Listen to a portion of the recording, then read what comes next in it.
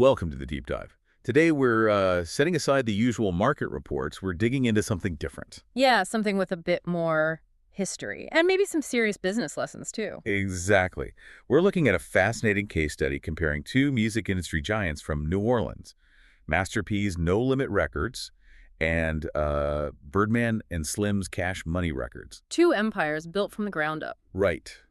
But this isn't really about the music itself, is it? Not the hits. No, not primarily. We're focused on their business blueprints. Radically different strategies, even though they started in almost the exact same place, same time. And our goal here, pulling directly from the sources we've gone through, is really to understand this core difference. The difference between, let's say, monetizing art versus manufacturing ownership. That's the crux of it. Yeah. And just so everyone's clear, our analysis is based on some pretty rigorous stuff. It comes from a proprietary case study authored by Devin McClarty. Right, owned by D Investment Enterprise, LLC. Yeah, and it's part of their LoopSpeak series, so we're really getting into the structural strategy here, the nuts and bolts, not just the surface story. It's about the financial architecture.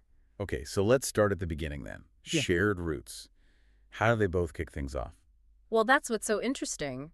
Early 90s New Orleans, they used basically identical tactics. Like street-level hustle. Totally. Selling mixtapes right out of their car trunks, building that local buzz, cultivating that specific New Orleans sound. Real grassroots stuff. Building brand loyalty before any major deals were even on the horizon. Exactly. But then things changed. There was a key period, right? Yeah, that moment where their paths really split.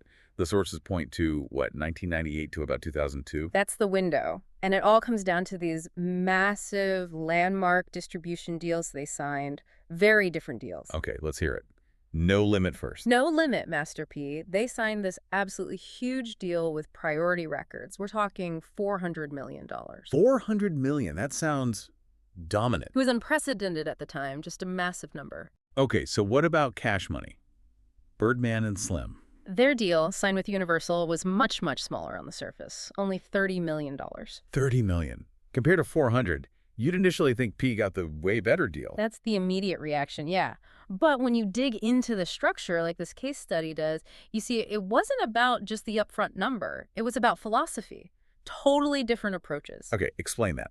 What was No Limit's philosophy with that $400 million? It was all about immediate impact. Capital intensive, high volume, cash flow focused. Get that money now, use it to just saturate the market. Flood it. Flood it. Fund everything, more albums, quickly, films, products, get the brand everywhere fast. But there was a catch, a big one. Which was? To get that huge advance, the structure meant priority recouped first. And critically, No Limit essentially gave up long-term control over their master recordings and a lot of the IP after the deal term. Ah, okay.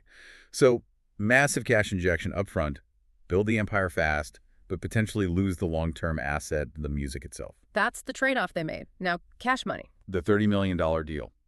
What was their thinking? They played the long game. The sources call it an asset appreciation play. They prioritized keeping ownership. Ownership of what specifically? The masters, the publishing rights, the artist contracts, the core intellectual property. They took less cash up front to ensure they owned that underlying asset, that IP factory, you could say, for decades to come. So they were building for long-tail revenue, the royalties, the licensing down the road. Exactly. They sacrificed the immediate massive payout to control the asset that keeps generating wealth. That's the fundamental split in their initial strategies. Okay, this is fascinating. Let's break down these two blueprints more structurally. Start with Master P's model, vertical integration. The study calls this manufacturing ownership. Precisely. Vertical integration, it means you own or try to own every single step, from the idea to the making to the selling. Not just licensing your name out. No, definitely not. It's about owning the capacity to produce. Think about their structure, what the source calls the vertical stack. You've got the main LLC at the top, then the label, obviously, but then look where P went. Film production, sports management, then actual physical product lines, and crucially, controlling his own retail distribution channels, at least initially. Wow. So owning the whole chain. And how does the money flow in that model? It flows downstream. Think of it like water going down a hill. The money starts with the customer buying something tangible, a CD, yeah, but also a movie ticket later on, maybe his food products, shoes. Right, he expanded into all sorts of consumer goods. Exactly. And that cash flows directly from the consumer sale back up through the channels P owned to him, the owner of the manufacturing capacity. So the expansion after, say, 2005 into food and clothes, that wasn't random diversification. It was part of this core strategy. Absolutely. It was proving the model. Proving that the No Limit brand, the tank logo, could sell anything if he controlled the production and distribution. It was building tangible capacity. And there's a great quote in the study about this. Yeah, ownership isn't just catalog, it's capacity. That sums it up perfectly. P was building the physical ability to make and sell things. He manufactured what he made. Okay, clear picture on No Limit. Now, let's flip to cash money. If P was building physical capacity, Birdman and Slim were doing. Wow. Blueprint 2, catalog control. Right. Their focus was almost the opposite. Intangible assets. They were building an IP fortress, basically. Intellectual property. Exactly. All about owning and controlling the rights, the master recordings, the artist contracts. That was their goal. So describe their structure, the contractual stack. Yeah, it's leaner in a way, but legally powerful. Yeah. You have the parent LLC controlling the label's key function, signing artists to really strong long-term contracts. Ironclad contracts you often hear. You do. Then securing distribution deals that favored their ownership of the masters. And ultimately, all the value gets channeled into catalog licensing and publishing. It's built for long-term royalty collection. Okay, so the money flow here is different too. You said No Limits was downstream. Cash Monies is upstream. The money flows against the creation. Every time a song gets streamed, sampled, put in a movie, whatever, A little bit of money flows back. a little bit, or sometimes a lot, flows from that use back up the chain of rights holders, ultimately landing with whoever owns that master recording and publishing, which was Cash Money. So less about selling 1 million CDs this month, more about creating songs that generate income for 10, 20, 50 years. That's the annuity model. Build a catalog that pays you continuously, almost passively, long after the initial hype dies down. Birdman monetized what he signed. He owned the rights. And that model, owning the IP, probably weathered the shift to digital much better, didn't it, when CD sales collapsed? Hugely better. Because their core asset wasn't the plastic disc, it was the copyright, the legal ownership of the sound recording. Streaming royalties, licensing, that all flows upstream regardless of the format. Okay, so let's synthesize this. We've got No Limit, manufacturing focus, brand equity on physical goods, revenue flows downstream, and Cash Money. Contract focus, master recordings, IP control, revenue flows upstream through royalties. Check. Two very different engines. So what's the big takeaway from comparing them side by side? What does the analysis suggest? Well, the key insight, especially from the McClarty analysis and the financial engine framework they discuss, isn't that one was definitively better than the other. It's that both models have strengths and weaknesses. Relying on just one stream is risky. Exactly. What if your main distribution channel collapses? What if streaming royalty rates get slashed? Relying on only downstream or only upstream flow makes you vulnerable. So the ideal is both. That's what the source material proposes. A fusion. Building a structure that captures both types of value. This is where they introduce the financial engine application as a strategic model. Okay, how would that fusion work structurally? The model suggests a dual structure. You need one entity, let's call it the tangible layer, maybe like the D Investment Enterprise LLC example, and the dogs focused on manufacturing, physical assets, controlling capacity, like No Limit. Building the factory. Building the factory, owning the means of production for physical goods or services.